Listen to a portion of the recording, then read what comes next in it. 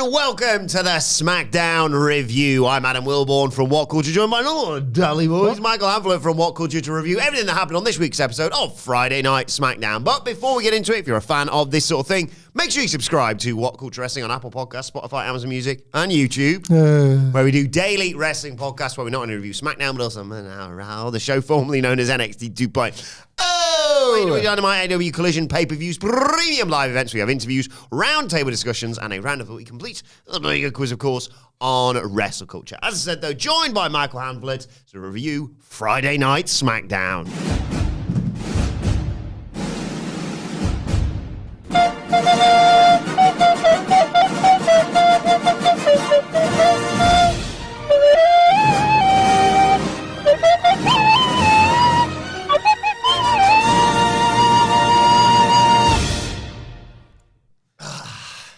Everything's right in the world.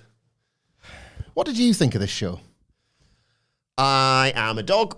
I only remember the last thing I've seen. Right. And I watched that closing segment genuinely a bit like Edge when he used to come out and be like, give it to me. Everything was, I mean, it was, you know, looking back, it was obvious what was going to happen. Mm-hmm. But until it happens, you're like, well, give it to me. And then, yay, yay. And I'm like, don't get me wrong, love Cody Rhodes, obviously. And I'm like, get him, AJ. I thought it was a brilliant end to the show. And in the words of, I always forget, I'm really bad with like attributing quotes to people, but some sage once said, greatness echoes greatness. So, right, yeah. I can't remember who that was, but I couldn't remember who it was who said it on the news this morning as well, or tweeted it. No. So I don't know who that was.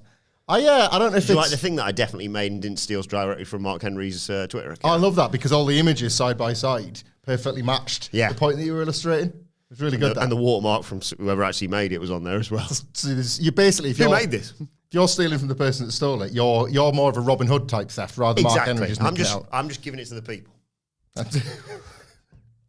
Right, I don't know if it's because we're in election season in the UK.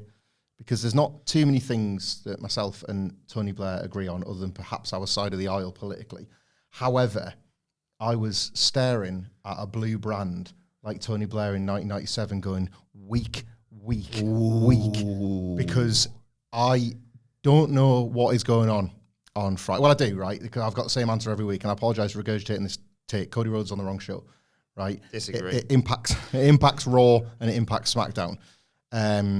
Because he's so much bigger than just about everything taking place on this brand that I think it is kind of minimizing some of the stuff, which is less like, don't get me wrong, that's not Cody's fault. That's the job of Triple H to elevate more of the wrestlers on this show. And I know there's some stuff we're going to praise on this. Yeah. But I much prefer being in the era where the bar is raised and where we can speak about WWE as we did and do speak about AEW. Like, how much did I actually enjoy this? Like, we can't just look for the things we enjoy and then lean on those because everything else is terrible. I don't want to talk about WWE like that ever again. No. And on Raw at the moment, whilst I'm not that convinced that Damian Priest is the guy to lead the show, we've talked about this ad nauseum. There are so many people that can and will, and he's kind of being elevated by the quality of his opponents and the multiple different overlapping feuds. I'm just not seeing it or feeling it on SmackDown. I am trying as hard as I can with this bloodline thing, and I feel like you remember when like Sidge, bless him, was like, guys, now it might be safe to say AEW's back, and then it kind of fell off for a few weeks. Yeah. I am starting to feel like that with the bloodline. I feel like the week I went to bat for it a little bit was just before Backlash, and then they had this killer match. Yeah. And I sort of felt a bit vindicated by it. And then I think the immediate aftermath was Tama Tonga doing the Wet Bandits noise and Solo Sikoa dressing like Santa Claus, Ted DiBiase's heel Santa Claus. Paul Heyman is trying, but I'm not convinced how well this whole thing is working. Main event was great. Opening segment was great. I don't think this brand's in particularly good health. Sorry. That's Sorry, fine. guys. I mean, I enjoyed the show. Not all films can be 5 stars. Exactly. I kind of got everything I wanted from this show. Queen Nia was everything I hoped for and more. Yeah. And they kept it quite tight, so they didn't sort of, it's got a long way to go, this feud, and obviously this gimmick. Yeah. I loved the main event. And there was some other stuff that I was like, well, I didn't see that one coming. And that really got me into it as well. Mm-hmm. And Andrade, social media aside, it was nice to see him stepping back into the ring. Yeah. Was it? Yeah. I love that spin. I think that spinning back elbow is one of my favourite moves in wrestling. I don't know why he doesn't use it as a finish. I like that he gets to embarrass Chris Jericho with it once a week. Yes. Don't get me wrong, but yeah. Well, We'll get into it. Yeah, exactly. We'll get into it. Because the show opens. Oh, God, this is really unprofessional of me. The show opens, and I actually can't remember the name of the person who stood in the ring. It's the SmackDown general manager, but his name completely escapes me. Nightmare. Stay tuned. Anyway, whoever it is says, there's no better feeling than when one of your top draft picks comes through in the clutch, and he welcomes Nia Jax. I'll give her that name for now, because she technically hasn't got the crown on yet. He welcomes Nia Jax to the ring. She hasn't got the crown on. She's numbered the bloodline. She's right. He says, the floor's yours, and then Queen Nia puts the crown on again, takes the microphone, crowd all chant, you suck. And she says, everyone needs to get their facts straight. It's a fact I am queen of the ring. Oh my God. And as queen, she gets a title shot at SummerSlam, and she demands Bayley come down to the ring. Is that the royal box? Ah, There we go. very nice. Name I the thought you were going to box. say, can we get a crown sticker to pop on that picture, which is a really good idea. Can we get a crown sticker to Yeah. put on that picture? Because that's a really good idea. So she demands Bayley comes down to the ring, and I thought, oh, it's happening. But as Bayley makes her entrance, she is jumped by Piper Niven and Chelsea Green. And they beat her down to the ring. Nia Jax just watches on as they beat the crap out of her. And Niven hits a splash on her, and Chelsea takes the mic and says, you don't have to worry about facing Bayley, because by the time SummerSlam comes around, your new WWE Women's Champion will be Piper Niven. And Jax has a nice retort. She says, I don't give a damn who the champion is, because I'm going to annihilate whoever it is. And Jax leaves. Nia was great. I think we knew that she'd be really ideal for the differing king and queens coming out of this. So you get one that gets to take this very seriously. It's all about the title shot. It's all about competition. The other that actually just quite likes having a crown and maybe a cape and a scepter. And I think when it was Gunther and Nia, you knew which way this was going to split. So I got no problems with this Nia Jax character whatsoever. I don't have a problem with Piper Niven being made number one contender, because I get the principal thinking behind it. I think there's issues there. I think you actually, this is not Drew and Damian Priest. This is not going to be situational. I think you're actually asking people in the Hydro to make a choice, and that was maybe for all it's the right time, it's sort of the wrong one too. Yeah. Bayley is beloved in the UK, and I imagine people were super excited to see her, sing for her, cheer for her, all that sort of stuff. And yet, it's Piper Niven. She's getting this match because it's in Scotland. So I get it, but at the same time, I have a theory. Mm-hmm. Yes, obviously people will still cheer for Piper Niven, but it's Bayley. She's not going to get, booed out of the building as a result of not being Scottish. I think Chelsea turns on Piper when she loses the match, and then Niven turns face. that could work, yeah. I think that's just because they've kind of done everything, haven't they? They've challenged for pretty much all the bloody titles together. Splitting up two comedy teams on SmackDown at the same time, though. Who's the other comedy team? Just the World Tag Team Champions. They're not comedy, mate. There's nothing funny about that. I mean, I agree with that. It's like, the Bayley run still isn't really clicking out. They should be doing more, though. I agree with you on that one. I remain frustrated with Triple H's booking of mostly of both women's divisions. It's he seems to take so few of the performers seriously enough, and it's all very get to the point. Like there's a match coming. It's all a bit rote. He could do much better. He really could. Yeah, I suppose in answer to your issues from the start of this pod, I was a little bit concerned because I was like, is that it for Nia? We're just going to put the crown on her and say, see you later, guys. But as with everything, I should just trust Triple H, trust Papa H, and let it play out, as this show was a sort of microcosm of. Anyway, the SmackDown GM, again, sorry, forgot what his name is. Right there. He's walking backstage. AJ's waiting for him in his office. And obviously he wants some time to address his future. And SmackDown GM says, look, if you want something to tell me right now. And AJ says, look, it's going to be hard enough to do it once, so can I just do it in the ring later on tonight? And they shake hands. And it's, again, a brilliant overarching story of this is where we're heading. And Smart. it's all signs point to retirement. Indeed. Clever this. Fantastic admin from the GM, because as we noted on the preview, there was no obvious main event.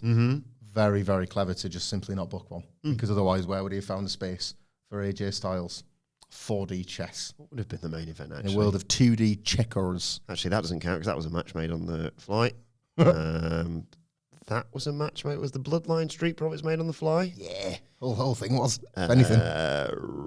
Andrade Apollo Crews? Yeah, who didn't have that to preview. Okay. We had to make up a whole episode, basically, because all we had was that Nia's got a crown. That was it. That was it. And tick. So you often ask, okay, AJ Styles lost at Backlash. What's he doing? What's Naomi doing? Well, Naomi immediately followed AJ Styles here, going to see Bayley while she's being checked on by a trainer and offered to tag with her tonight against the dastardly bastards who attacked her. Yeah. It's good at least that the baby faces are able to align with one another, and Bayley were kind of through, other than Bianca a little bit, were through Bayley's need for like redemption or Yeah. That's, in that respect, the babyface character is where it needs to be. And then we got Austin Theory versus Tommaso Ciampa. Back and forth early on. Obviously, we're on the road, presumably, to a tag title shot for DIY. Ciampa's in control. Grayson Waller gets a bit involved, and that allows Theory to take over and basically hit a brainbuster on Ciampa onto his knee. Ciampa misses a dive. Theory comes back with a draping neck breaker on Ciampa to the floor, and that takes us to a break. When we come back, Ciampa fires up, hits a leaping clothesline and a reverse DDT for 2, sets up for the fairy tale ending. Theory throws a nice counter into a suplex for a good near fall. Tries for an A-10 Dan, but Ciampa stops him. They go back and forth with chops and big boots. Ciampa hits a running knee. Both men are down. Commentary are talking about Austin Theory. And all of a sudden, Grayson Waller spins around and goes after Wade Barrett, saying, I think you'll find Austin Theory's only relevant because of the old Grayson Waller rub. Austin Theory's like, what are you talking about? This distracts him. Ciampa grabs a roll-up and pins one half of the tag team champions. Problems for A-10 Dan Anda. Yeah, you should probably belt DIY. This was one of them things where something that never happens in wrestling ever happened twice. Somebody at ringside heard the commentator, and then the person in the ring heard the person at ringside. It required both of those contrivances to get this visual of dissent between Austin Theory and Grayson Waller. There was also some good social media activity following this. Did you spot this? I didn't see this. Johnny Gargano said something along the lines of, when, like, he may have been annoying, but when we're in the way, I never treat him like this, basically, as in relation to how Grayson Waller was kind of just negging Austin Theory a little bit. And then Grayson Waller immediately replied with a bunch of pictures where, like, you absolutely never cared for him. He was a clown until he got with me. And, like, Austin Theory's not commented himself on any of this. So he's just deciding how much of a loser I was, basically. You're ranking, I don't know, he was a 10 loser with you. He's only a 9 loser with me. So I do quite like all of that. I don't have a great deal of affection for A-Town Down Under, so I'm not bothered if they split. Tell me why this is good. That's like, is it like the split isn't that interesting? I would put the belts on DIY because you're losing some of the momentum we built up with them on Raw. That's probably smart. Yeah. Get them as champions and just see how that goes. Going into Cleveland as champions run and winning the titles, presumably. Oh, that's a good point, yeah. That'd be a nice moment. But hang on, no, like DIY are from Greenwich, Connecticut and San Antonio, Texas. Sorry, yes. So I don't know what Cleveland's got to do with it. Yeah, that'd be nice, I suppose. Can you really get this to SummerSlam? Like dissension in the ranks. Oh, I think they drop the titles before then, and then because you got Money in the Bank as well. I always forget I always go Clash at the Castle, then basically SummerSlam, but it's not that, is it? There's Money in the Bank in the middle. So if not Scotland, is it Canada, Montreal? Yeah, Toronto. I think Toronto. Sorry, I tell you, it'd be quite a nice twist on this. Grayson Waller's a psychopath in ladder matches, as we've seen firsthand, but he did it again at WrestleMania. If it's between, like, the SmackDown GM, can't remember his name, offers a qualifying spot to one of A-Town Down Under, and then Grayson Waller says, well, I'll have that, thanks very much, because look at what a mess you made with the briefcase last time, and creates that further tension between the two, and then Grayson Waller does something insane, or like, there's a miscommunication, and Theory ends up tipping a ladder that's got Waller on it, and he goes through 3 ladders, and I think you've just answered your own question as to why this is good, mate. You broke my neck, broke my back. Sorry. Yeah. Saw a video of somebody in like hospital with serious neck and back issues, but they'd had that soundtrack to over the weekend. That For You tab on X has gone rogue as What's the weird one we sort of stumbled across where it's like an AI version? Truck or something, isn't it? Which one? Trunk, isn't it? Trunk. On Twitter, there's like a third one. It's like, hello, I'm AI Twitter. Hello, I'm Grok. That's it. It's like, what? I'm Grok. What do you do, Grok? Well, I make your day even worse with this AI technology. What's your fate? What do you prefer, Grok or Gronk dancing his way down to the ring? Oh, God. So Grok... Get hype! Yeah, Grok will one day be responsible for us losing our jobs. Gronk briefly made me wish I didn't have mine. So it's neck and neck. We watch that sometimes, don't we, to realise everything's all right now. Hey, like Gronk could be a lot worse. Gronk entering the empty performance centre while like they have to cut to Michael Cole in the ring going. Because like anyone looking at Gronk is just going to be even iller than they are, even if they've caught COVID. Yeah, I didn't think I have it now, but I've got real problems watching this. Ugh. Anyway, we go backstage to the SmackDown GM's office. Can't remember his name, but he's talking to Blair Davenport. And Naomi just barges in and says, I want a tag match. And even Blair, to be fair to Blair Davenport, I thought, she's got a point here. Yeah. She was like, I was sorry, I thought I was having a chat there. Naomi says, sure. She says, you'll eventually know who I am, walks off. So they're doing stuff with Naomi. They are. I feel like it's broadly neck and neck. It's Naomi keeping herself in contention, at least, with AJ Styles. It's just, he's Triple H, he's a bit of a sexist. Like, not news at 11, but at the moment on Raw, it was Postman Pierce with Chelsea Green. She's gone off SmackDown and only new Chelsea Green, Kiana James it is. Anything I can do for you, boss? Not this week. Out of the way, yo. I need a drink. Yeah, it's sort of happening with these backstage segments with Blair Davenport now. I don't know. Not great. We'll see where that goes. But the resolution of this, the chat, sorry, I misspoke there, leads to the tag match being made official by the SmackDown GM. I forgot what his name is. And then LA Knight. Come on, Kayla, get it together. What was this? What the hell was this? He walks into the SmackDown GM's office and says, so is AJ Styles going to retire? And SmackDown GM says, I don't know. He says, I'm looking for Logan Paul. And of course, he's not there. We go to a break, come back, see highlights of Cody versus Logan in Saudi Arabia. Oh my God. Not the match itself, of course. And then we see LA Knight. Come on, Kayla. Walking out of the office. And Kayla approaches LA Knight and says, what are you talking about in there? And he says, I bet you want to know what I was talking about in there, right? And then she says, nothing. It's excruciating. Really easy. Is she all right? Has she been kidnapped or something? I don't know. Maybe she visited WWE.com and has read something. It's one word. Just say yeah, and then he can say yeah, and then the crowd say yeah. Anyway, doesn't matter. He says, one, wasn't there? Wasn't there another line that you fed her? He's like, have a second bite of this. Yeah. Oh, she's clearly not picking up on this. I'll do another one that's blatantly obvious. Nope, still not got it. Okay. Anyway, LA Knight says there isn't much to say. Logan Paul. Logan Paul's not here this week, and as a result of that, he's he'll talk to you next week. Wrong. Fires back. Basically says he wants a shot at the US title, or he wants the US title, and then Carmelo Hayes wanders in and says, "I'm going to try and get it the right way around." Yeah. Why would LA want to face you when a first round draft pick is standing right here? And Knight says, "Well, if I face myself, I'd be looking in the mirror, dickhead. You're talking about Logan Paul. Get your names right." And he says, never mind all that. If Logan wants to talk, he'll work you. But if he wants to walk, then he'll fight me because I am him. I had a horrible flashback to the olden days of WWE where this one mistake would have meant that Mello for the next 6 months would be the guy who doesn't know people's names. Oh, yeah. That's a great take of what this would have once become for him.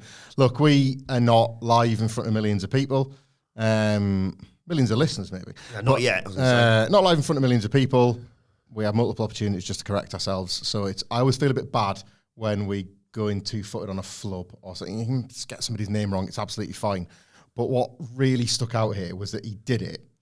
Everybody felt it. And on any other week with any other wrestler, maybe the person he was sparring with would have just let it slip. Everybody gets the gist. On we move.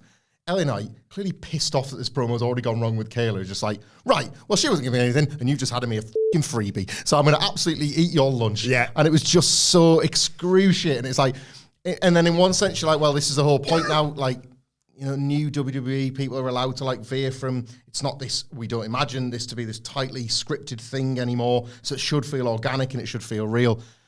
But it was awkward. It had already been awkward, and you're all like just wanting to shake off this promo, and then Carmelo here does that this week against that guy, and it's just, and then he's got to end it with saying, and that's why I'm him, what, because you stink. Yeah. Like, it was really awkward. I like Carmelo Hayes more on SmackDown already than I did in probably like the last 6 months of his run on NXT. I think they've really got something with this version of his character.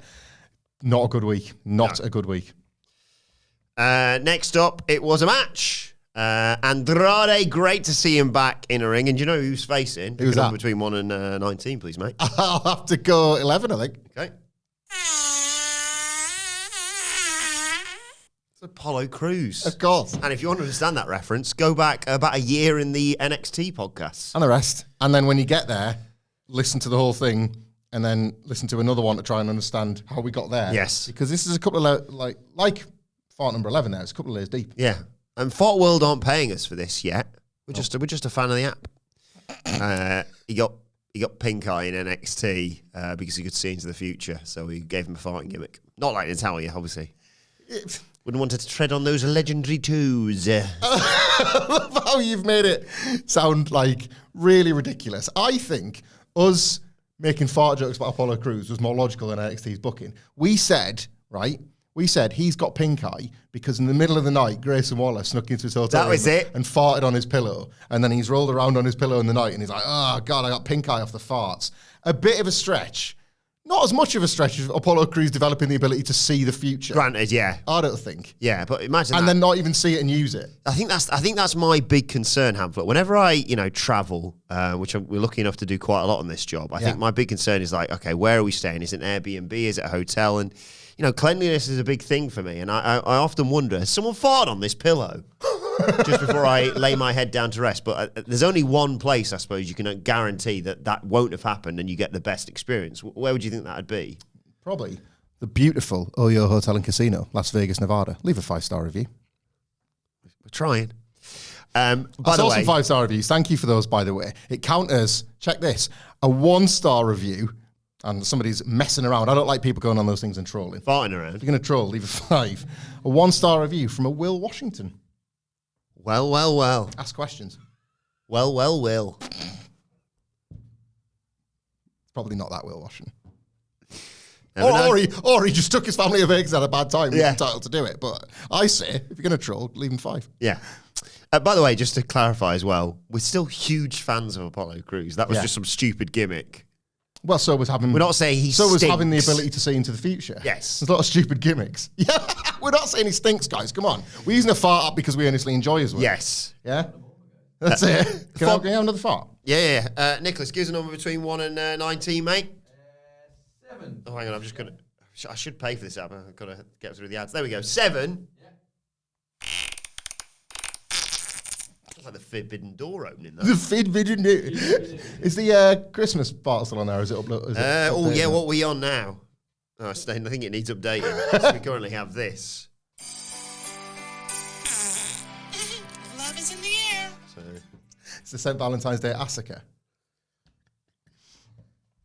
Shot through the arse. Fun back and forth early on between Andrade and Apollo. Andrade hits a belly to back suplex. Goes up top, but here comes... I never know if we're calling him Angel or Angel now. Yeah. I'm going to go Angel. They change it. Put the mic by your arse and tell me. Is it poo? Oh. I'm seeing Kylie soon. I cannot wait. Very jealous of that. She was singing with Orville Peck. Yeah. They were having a great time in Las Vegas. I don't need to tell you what hotel they'll probably be booked at. By the way, we did see footage earlier on of Angel offering Andrade a spot in Legado del Fantasma and him saying, no. Then just fight each other. Yeah. It's trash, this, man. But, boring trash. This distraction of Angel coming out allows Crews to kick him off the top, and it's a great moonsault to take us to a commercial break. We come back, Andrade hits a high crossbody. They're both down. They go back and forth when they get to their feet. Andrade hits a flying forearm, double knees in the corner for a 2 count. Cruz comes back with a German suplex and does that great spot where he just picks someone in the air and then drops them. He hit a standing moonsault for a 2 count. Angel jumps up on the apron. Cruz runs at him. And this whole distraction allows Andrade to hit that amazing spinning back elbow. He hits him with these double underhook swinging DDT. 1, 2, 3, a win for Andrade. Post-match, out comes Santos Escobar, applauding Andrade, or at least looking pleased with this performance. And Andrade just walks clean past him. And Angel's like, oh, I'll deal with this, while Santos looks a bit angry. Oh, man. Right. I mean, the work was good. You're right to highlight it.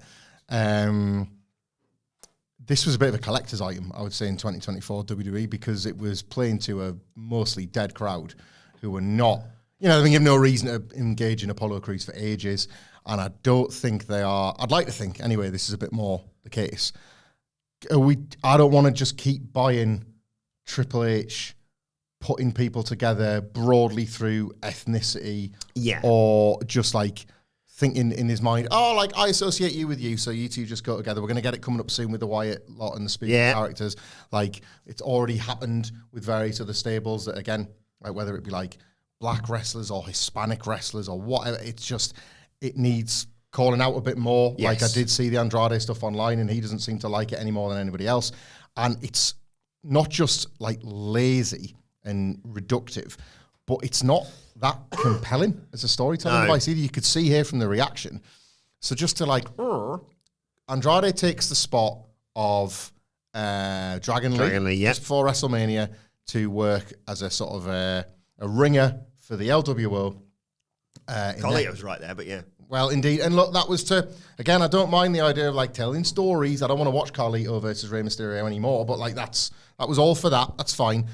Dominic Mysterio tried and failed to recruit him for the Judgment Day as one heel, and Andrade said, no, I'm a friend of the LWO, and that's fine. They've gone off to Raw now, so Legados are like, I've gone off the LWO, have you? Like, we'll take it. Who's good in this? Yeah. Like, they'll be sloppy seconds, but then so will Andrade. I don't like it, and I think it's like reeks of laziness. I don't think the matches are that great. I don't think this Andrade run's working. I think they're keeping him busy. Like, I could easily see Andrade either being in Money in the Bank or being a title challenger for Cody at Money in the Bank, because I think they could have a fun match. They've obviously got history from AEW, naturally. Yeah. It's on his back. And,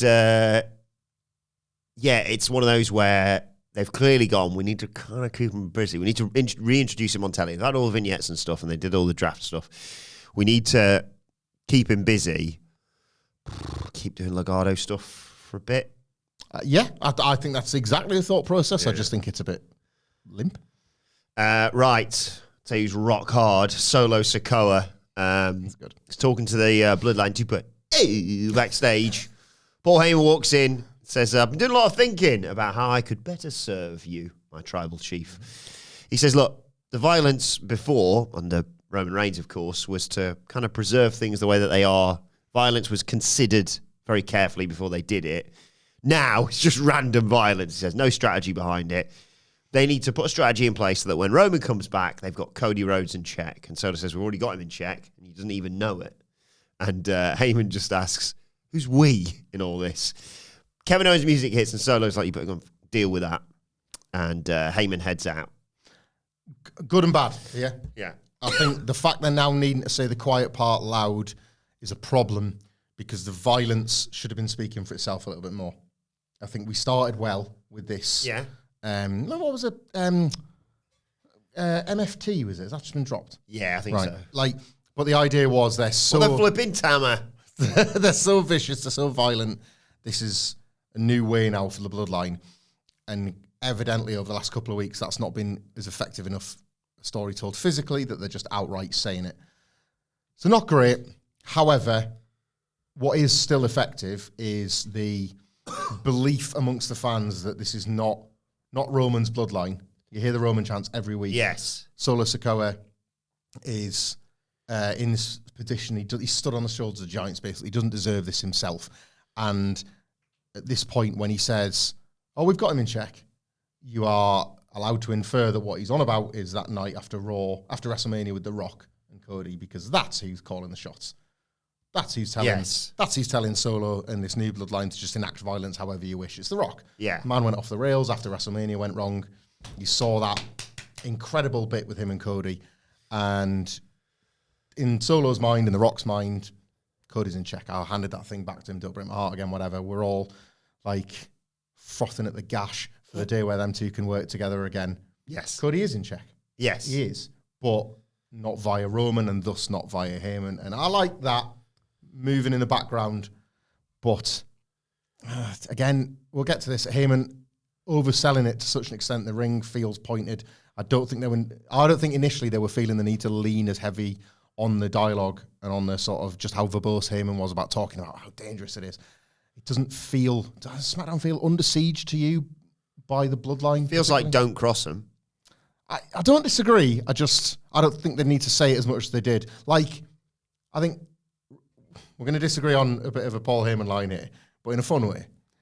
He's just bringing in any criminal, right? He's on about Jacob Fatu. And when that man arrives, like, all hell better break loose because this is how much they're building. I like the fact that they've gone right. This is really random acts of severe violence, and it's going to get worse. And now it's Jacob. Yeah, I like your alternative for potentially bringing in criminals, family business. I will say it's not my idea necessarily. Well, I completely support it, but Eric Vasquez, great first name. Thank you to him for suggesting this and pointing this in my direction over the weekend. That thugs and criminals you're recruiting, is it?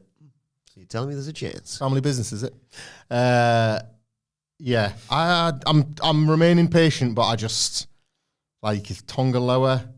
This guy that is so violent that we should all be afraid. Like, see, is it an anointment ceremony next week, mate? Yeah, this week, mate. I love that whenever you say mate. It's good. My concern is that they're going to keep Cody Rhodes in check and maybe do the same to, Pete Dunne and Tyler Bate, and then of course the Czech Republic. So that's good. I was trying so hard to get there and I couldn't. You've done well there. Thank you very much. Before we're going to keep him in check, mate. Before we get to the Kevin Owens bloodline bit, Andrade's in the locker room. Angel tries to talk to him, and Apollo Crews just comes in and beats the crap out of him. Yeah. Back on again. It's not Bron Breakker spearing Ricochet, is it? Oh, nothing is. No. God, I'm so excited for Raw tonight. Yeah, me too. That's how it should feel. Fed's back. So Owens is in the ring. He thanks the crowd. He says, look, last week he went all the way to Saudi to make sure he had Randy Orton's back over the last few years. To be fair, Randy's had his. And he also said, by the way, Randy didn't lose the King of the Ring finals. His shoulder wasn't down. Yeah. Cool. Let's have Gunther kill Kevin Owens then. Great. Genuinely great deal. He should think that. There's matches out the back of it. Great. Matches out the ass. Out the ass. Randy's not here tonight, but of course Solo and his chums are. And Owens is effectively starting to call them out when Paul Heyman interrupts, walks down to the ring. He says he served as special counsel and wise man to Roman Reigns. In Roman's absence, though, he serves for Solo in the bloodline. And he's out there in that capacity tonight to talk with Owens, man-to-man, professional to professional, father to father. There's a mutual interest here, and he sort of checks he's not going to get his ass handed to him before stepping between the ropes, and Owens is like, just get on with it. Whilst all this is going on, by the way, huge We Want Roman chance, of course. It's cool, that. I really like that all the time. Heyman acknowledges it as well, saying there isn't a person in this arena who wants Roman there more than me, basically. And he wants that because Roman, despite everything he's done, has respect for Owens. And everything they did was based in that respect. Solo has none of that. He's been recruiting criminals, thugs, as you mentioned. And yes, they could have done that under Roman and Paul Heyman to a certain extent. They didn't do that because they weren't good representatives of the bloodline. I like the fact that Jimmy Uso passes that test. Yeah. But, yeah. I get it. Solo's bringing in bloodthirsty thugs. They're not looking for a reason to hurt Owens. They're just kind of looking for an excuse. And he says, basically say his name and he appears. Please do it for Clash at the Castle. Please. I believe in Joe Hendry, of course. It's like keeping a sneeze in there. Yeah. He says, if you keep calling out Sikoa's name, the guy's going to do something really bad about it. Back off the bloodline. Owens like, I'm not buying any of this bollocks. Nothing in our last few years of interactions has built any kind of trust, which is kind of fair enough with everything that's happened. This is all Heyman. He jumped from Brock to Roman, and now Roman's gone and lost the belt. He's moved on to Solo. But he can't, he doesn't believe any of this, but he can't figure out what Heyman's doing. Is this all in fear or what? He says he's been fighting the Bloodline for 4 years. They've done everything to him. Chair shots, tossed from ridiculous high places, innumerable super kicks, got run over by a golf cart. Oh my God. That's goated. But that was Roman and the Usos, men he respected. Now it's Solo and a couple of guys no one wants here. Yeah. He's not going to stop fighting them. They don't belong in his world. And as far as Heyman's help goes, he doesn't want it or need it. And Heyman says, I'm not trying to help you, Kevin. I'm trying to save you.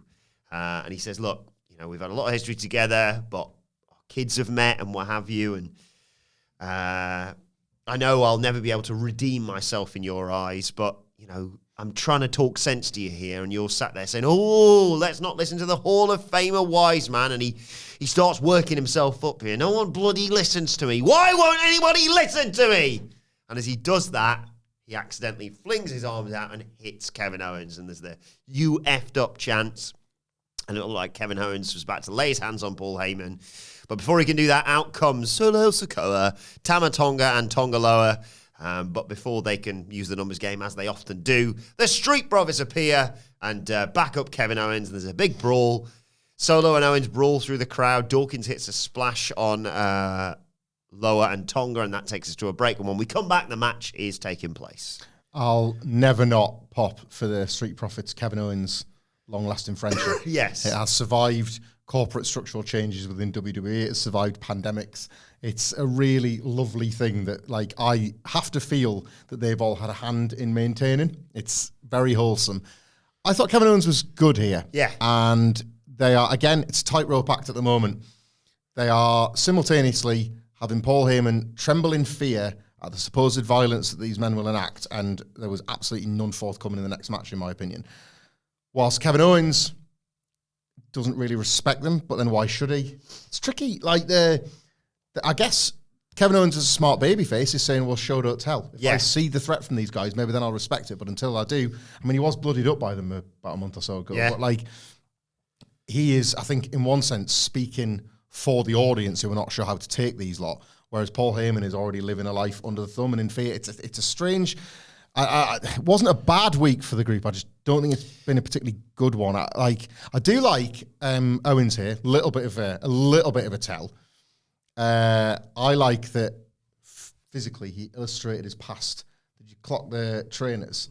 I'll be logging that in my red shoe diaries because I like it when whenever the sort of bloodline law and who's on whose side, you can often tell based on the colour of the trainers. And that's largely something that Solo Sikoa's version, other than the fancy jackets, it's kind of that's gone to one side. Yeah. It must be the Usos. And Owens, a little bit of solidarity with the version of the bloodline he at least respect while they were kicking his ass. Yeah. I quite like that. Yeah, I'm sort of conflicted because I've always loved the Bloodline story and I'm still heavily invested in it. I'm very excited to see where it goes. So maybe I'm giving it more leeway than I would other things, but there's a bit of me that's like, well, you can't have them just batter everyone every single week. No. They've come in, they've won the big matches, they've done the big beatdowns, but you need more and more, especially if you're about to debut someone who's like, oh, he's the real game changer. I like the idea that Kevin Owens gets, or Randy Orton or Street Profits, whoever it is, gets into their head. If the playing field was level, we beat these guys. Yeah. Which is different necessarily to, I know there was always cheating with the original Bloodline. But it was like, if the playing field's level, we maybe stand a chance, not we beat them. Or certainly in the early stages of Roman and Uso's domination. So I can sort of sympathise with them giving up what they did here, because then you need to open a door for them to be like, you know what, without that, missed tag or whatever, we'd have beaten you. Let's have the big match at Clash at the Castle, whether it be a multi-man or a stipped-up thing or whatever it may be. And it's like, oh, we've finally managed to cut off the shenanigans. Looks like we've got it done. Oh, God, here's Jacob Fatu. Yeah. So maybe, because I get that they were saying, we need Solo and Tama and et cetera to sort of establish themselves. But, yeah, you also want to give a bit of leeway so that when Jacob Fatu in the realms of WWE, you can't just, bloody people up left, right, and centre every single week. when he does come in, it feels like a level change. This is it. I think they're struggling to tell you just how seriously to take them. Yeah. And then they're trying to do both as a result. I think, I'll use the Shield as an example. Like, the Backlash match wasn't quite as good as the amazing Team Hell No and Ryback 6-man. But it was close. Like, that match at that TLC, like an all-timer introduction to an act. This was pretty close. The Bloodline won at Backlash, especially for Tama Tonga. A fantastic night for him. I wonder if you need a couple more like that. I wonder if, like, the Street Profits on TV, just, like, I love the Street Profits, but they're just not there at the moment. And we said about, like, the Street Profits, Bobby Lashley 6-man was presumably on the cards, and Lashley seems to have, this feels legit, and he's maybe out of it. And that's derailed things a little bit.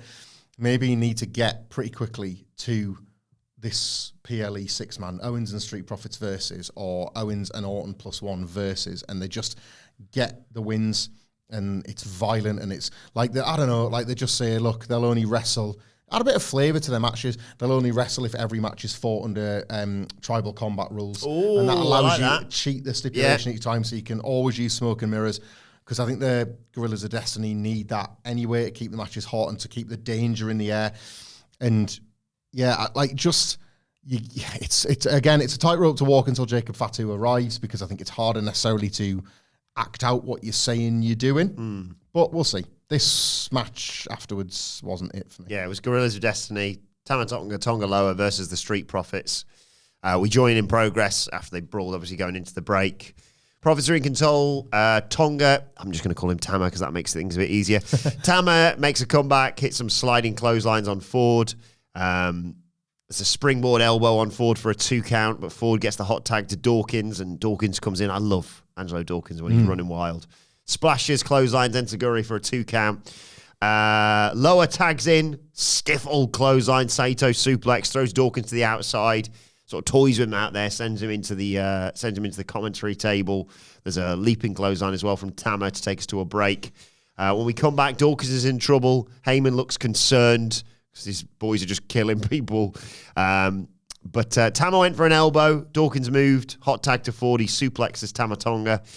Takes out Tonga Loa and Tama Tonga with some strikes and suplexes. They set up their Doomsday Blockbuster. Hit it. Tama makes the save. And in amongst all this, there's a blind tag to Tama Tonga. Ford's frog splash off the top means nothing because Tonga Loa is not the legal person. And Ford basically walks into the jumping downward spiral to give the Guerrillas of Destiny their win. Had to go that way. I didn't think a lot of the match. The Street Profits were the more engaging of the two teams, which was, it's Street Profits. It's going to happen in loads of Street Profits matches, but yeah, this is the example of how not to do it for me. As opposed to what I think you can have like healthy debates about the promos, about Heyman in general in all of this. This match is the worst way around. You put him in a straight up tag match, and then it's going to happen with the Wyatts in a couple of weeks. I'm just going to get in front of this now, right? You can do all this spooky stuff. Yeah. You can do all this, the Bloodline, criminals, whatever. Much to my chagrin, a lot of the time the bell has to ring.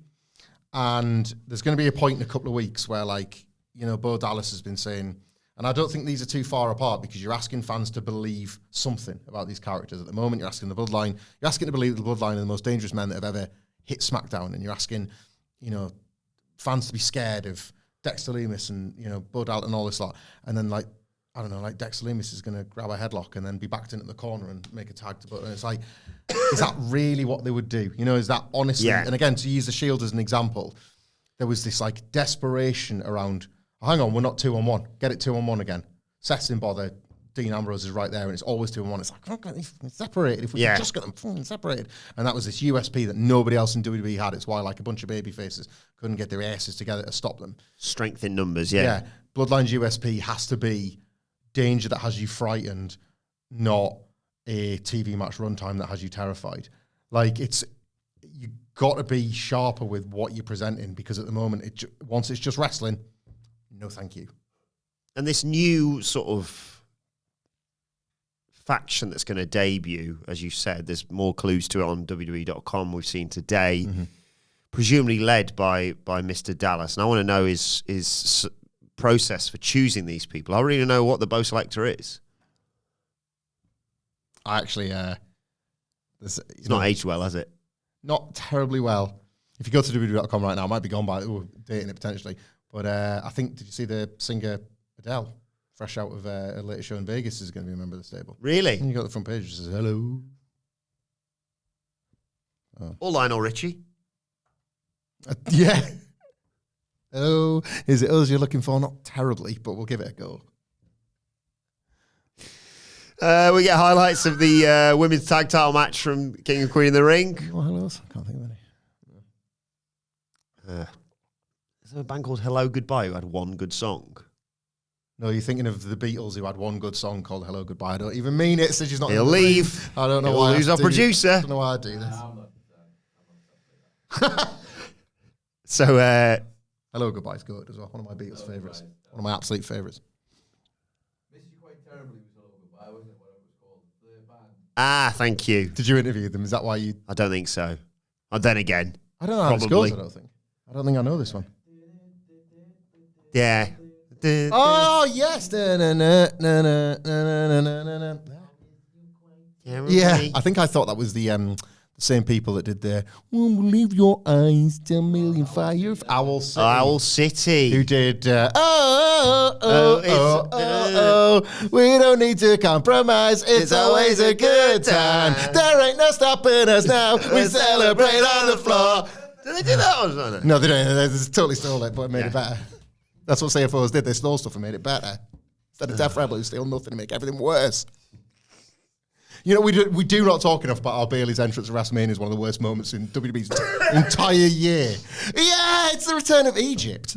Like I watched it back on a WrestleMania highlights package I was watching yesterday, just when my life used to be better, and it just gets this like stalling moment where like, here she comes, guys. We know Paramore can't make it, but they've done an amazing video package for Simmer, Hayley Williams solo track, not even a Paramore song, just to be clear about that. But of Petals for Armour, one of the best albums from the pandemic. But it's just fine, because Paramore's going to get in the way, if anything. Proper music, proper bit. The Pyramids. It was like it played, and I was like, and now they're like, it's because there's like 6 drops in it. Boo! Oh, it's that Def Rebel noise thing where it just drops off. Where do I pop? So,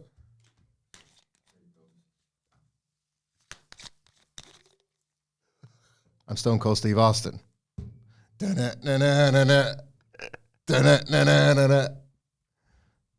hate them.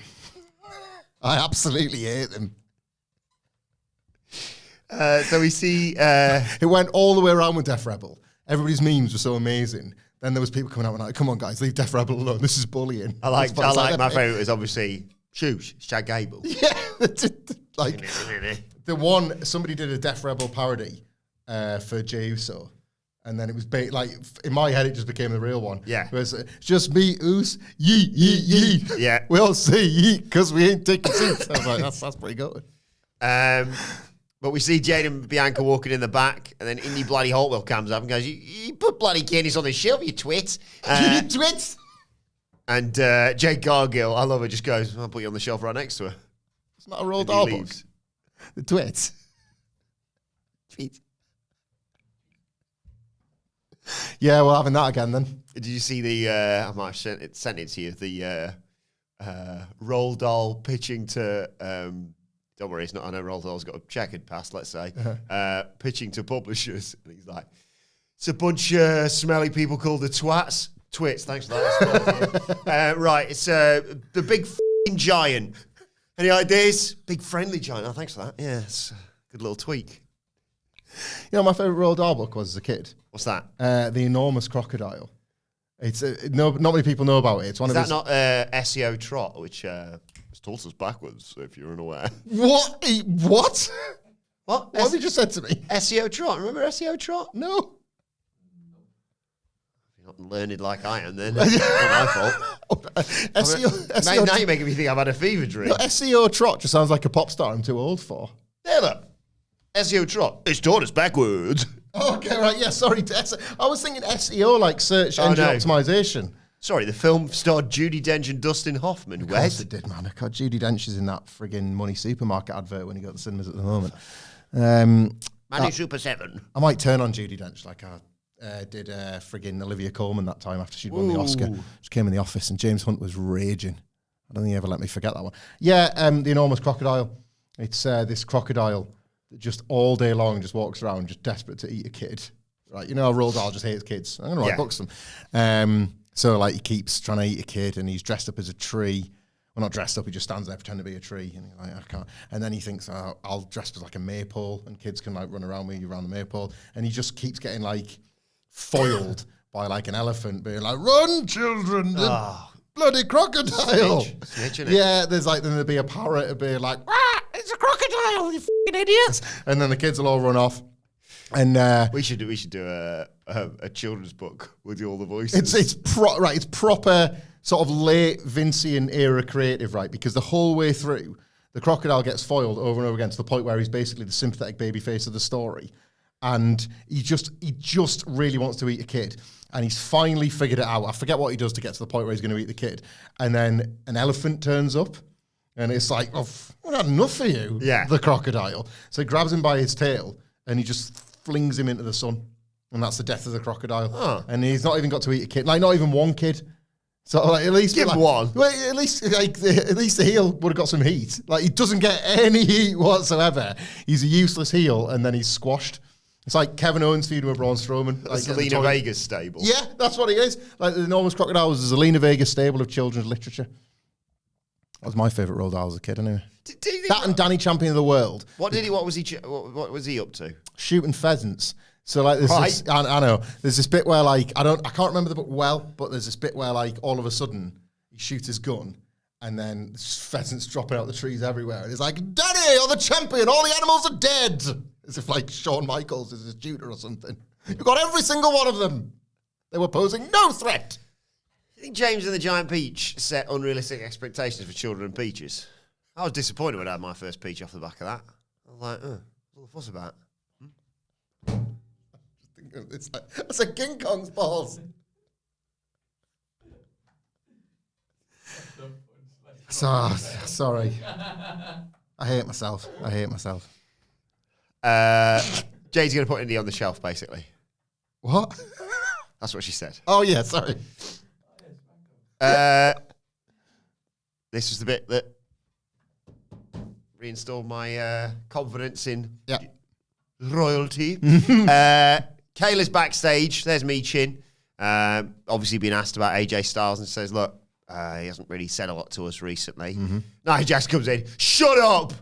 Why is everyone talking about AJ Styles? You're talking about the Queen. I'm like, damn right, Nia. Agree. And basically she says, don't step to me, Michin. And you never guess what Michin says. Oh, no, that's not the right button. Really? I don't get into trouble. I played Carly Rae Jepsen on YouTube on Friday. Oh, God. So if we're still on YouTube, thanks, YouTube. Hey, you all right. I think the YouTube people heard us singing it and were like, hey, turn that radio off. Maybe. Like when people on Stars Stars an and X Rise. Factor or something. Yeah. Our age is there. That was brutal. Like on Stars and Rise, like the X Factor, you old. Nobody watching this knows what Stars and Rise is. I don't know. We made a Bruce Forsyth reference, didn't we, the other day? We made several. Nobody responded to them, but we made them anyway. But yeah. If you play your cards right, we'll keep making them, yeah? If the price is right. She says, Michin, don't step to me. It's a generation game, this, Nicholas. And Michin says, we're gonna do it anyway. And Jax promises she's going to regret this. Good. Yeah. Michin to Nia Jax. Queen Nia, I do apologise. Well, yes. Not yet. But I was going to say you want her preserved for Sunday's PLE because she's playing a pretty big role in it, and it's for an NXT one, so my memory's gone again. Oh, you really should get that checked. I probably should. I reckon by next Monday or Tuesday I'll probably have no issues with this.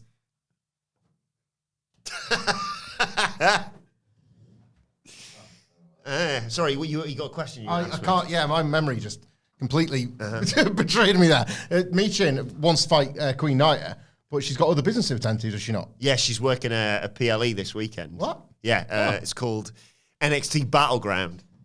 I haven't got the doctor. Right. Now it won't work. You're grounded. Battlegrounded. You're a winner. Ding, ding, ding, ding, ding. That's the sound of a casino. You answered my question before I asked it. Like casinos, do you? I love them. Most notably, the beautiful Oyo Hotel and Casino, Las Vegas, Nevada. 5 stars. Rate this podcast, by the way, please. 5 stars. Yes. Helps us in the algo. Oh, sorry, yes. Put his eyes back on. It's like Rey Mysterio in the pandemic. It's like me taking my glasses off. But Do that again? no. Okay. I like to get shocked, like every now and then, just say, Boring, innit? it's not boring. I'm the grey man.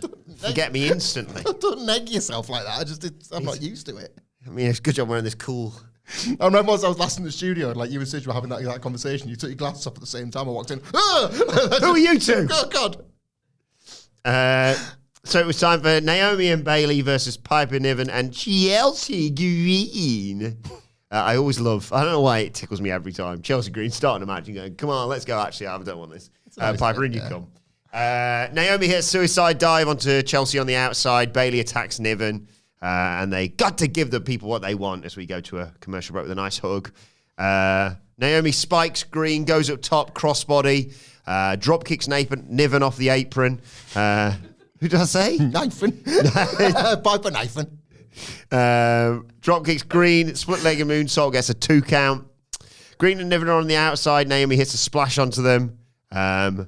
Green's inside. Naomi goes up top, but Niven pushes her off, so Bailey goes after Niven, but Niven cuts her up, sends her into the steps, and in the ring, Naomi lands a hip attack, but Niven hits a splash on Naomi and then drags basically Chelsea Green's lifeless body to cover Naomi for the win. Yeah, again, this was that, we've got 2 weeks? Is that right? Is there 2 more SmackDowns left? What, before before Clash of the Castle? From now, yes. Yeah, so on this one, Niven gets to pin Bailey's friend. That theoretically illustrates what a threat she is. They talk about it next week and then maybe have one more match beforehand, but it's fine.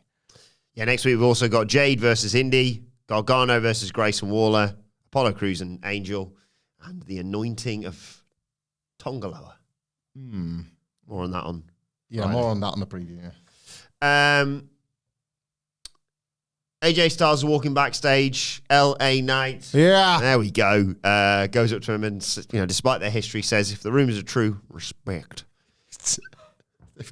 He chased him to Australia. Remember when showed up at his house? In Been a month. the war, love they've learned to respect each other. I love wrestlers respecting each other after a long tenured fight, but you got to give it a little bit of time to marinate. Maybe he sent him some Slim Jims or Jims, something. Cody appears and shakes his hand, and Styles whispers something into his ear. Thanks. Then Styles thanks Gallows and Anderson. Says, "Come on out, boys. Might as well one last time." So AJ Styles comes out for the main event of the evening. He's looking very sad, and he says, "Look, I've been thinking about what happened with Cody and what have you, and the fact that I lost, and I'm going to have to go to the back line as a result of Backlash. I understand that, but I'm getting old, and I can't kind of bust my body anymore to work my way back up all the way from the back of that line." And he gets a bit Cody, and the crowd cheer him. He says, my son graduated high school this past week, and I got to be there. Talks about the graduation party, saying it was amazing, beautiful to be there, and it hit him there. How many parties has he missed?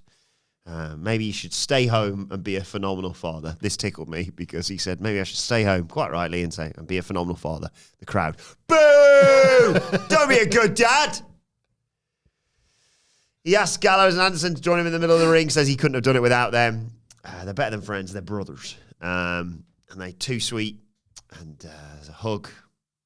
Styles getting emotional again. He says, before I go, though, Cody Rhodes, come on down.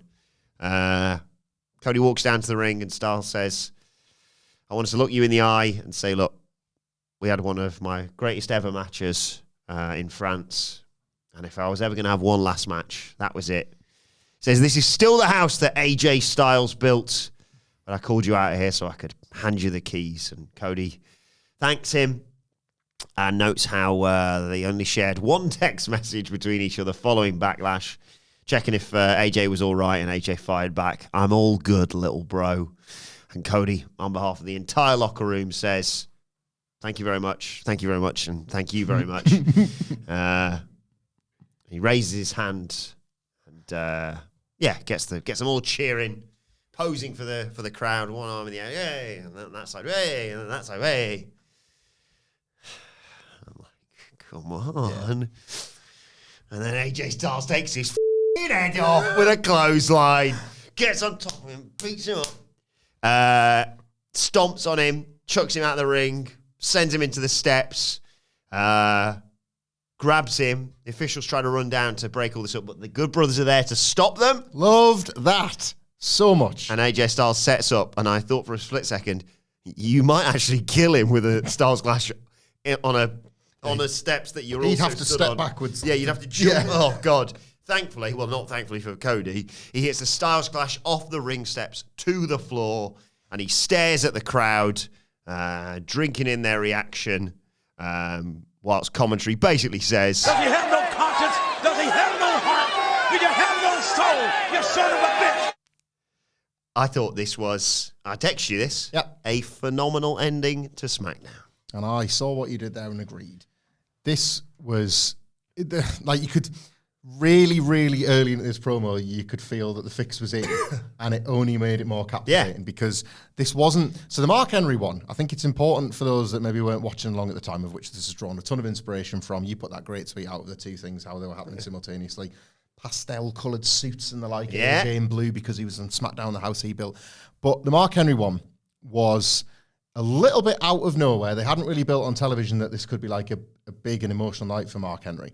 And that was what made that so effective, is because right up until the end, his acting performance and the stuff he talked about in that, about his injuries and about time off the road away from his family and all of that.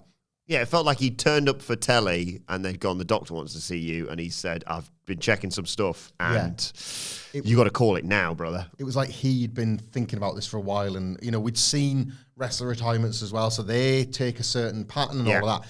And then when Mark Henry subverted that whole thing, what you then have to do is you have to subvert it again to make it real, which then you get something heartbreaking like Bryan in 2016, for example, where it's like, now tell us that. And at WrestleMania, I'm going to, no, it's just, this is real. This is really, really like dark, I guess, watching a guy have to retire like this. Or Edge's was another example when he gave him the title. So because it's all been flipped on its head, it'd be more of a shock if he just retired. Yeah. Like the Anglo-Claxon is blaring and you're like enjoying the ride. And if anything, you're waiting for the other shoe to drop. What's the bit when Cody's going to turn? And there's a point where I think Cody was like, had his arm raised and he's like, turns AJ to maybe, he did all four sides of the ring. The second side, and he's actually like firing them up. He's like, come on, guys, come on, like that. And you're sort of thinking, like, here's going to be the timestamp and da-da-da. Especially because that's the hard cam. Yeah, they're actually going to do like the whole week. Like, well, maybe we're going to wait on this. Maybe AJ's going to go. Like, my brain has started to go, well, AJ disappears off television now for a few weeks and he comes back and decks Cody when whatever. And then when he finally hits him and it cuts to that bit where very, very quickly the aisle is full of people trying to get to the drama. Brilliantly plotted. And the Good Brothers are just like blocking the way. Fantastic. So great. Not something you'd considered even when he's doing the emotional goodbye to them. It's such a cool turning point for AJ. It's kind of his year.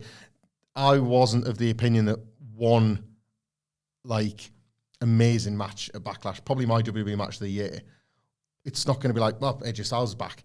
I think maybe he's on the way, though. Yeah. Because this promo was like delivered in such a heartfelt way, reminded you how much you did care about him. I want to see one more match between the two, which I fully expect Cody to win again. So it's not like they're dealing with unpredictability here. And yet, they've completely sold me, as we talked about on that 3-week.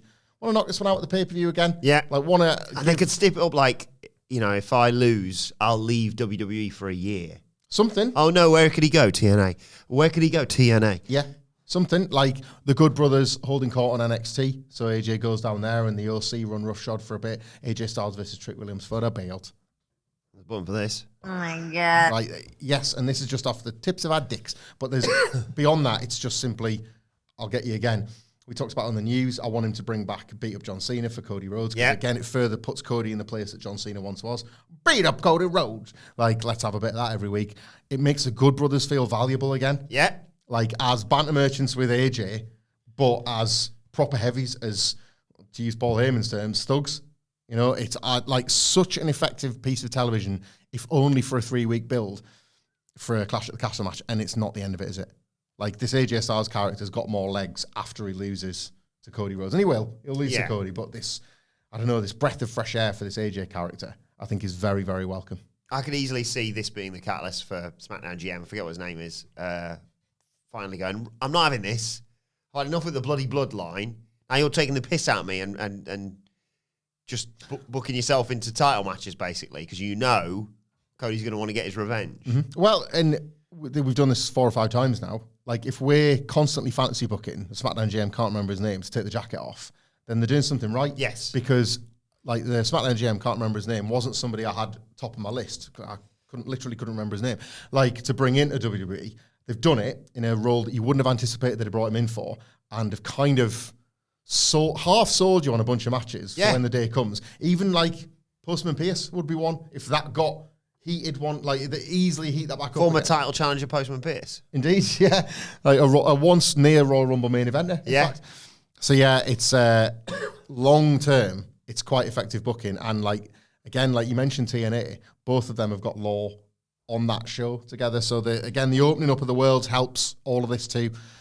Really, really fun and engaging main event segment. The show really needed it. Yeah, Cody needed it, I think, on SmackDown. He needed something that felt this hot. Well, let us know your thoughts on SmackDown either in the comment section below or on X at WhatCulture WWE. Watch, you can follow both of us. You can follow Michael Hamflett at Michael Hamflett. You can follow me at Adam Wilbourn. Follow our brilliant producer at It's Adam Nicholas. Make sure you subscribe to WhatCulture Wrestling wherever you get your podcast from for daily wrestling podcast, the Collision review and the Raw preview coming your way a little bit later on today. But for now, this has been the SmackDown review featuring AJ Styles faking his retirement, Nia Jax's Queen of the Ring coronation, Queen Nia, of course, Naomi and Bayley taking on Chelsea Green and Piper Niven, problems Raytown Down Under, and Paul Heyman trying to save Kevin Owens. The SmackDown Review podcast. It's got all this and so much more. We'll see you soon.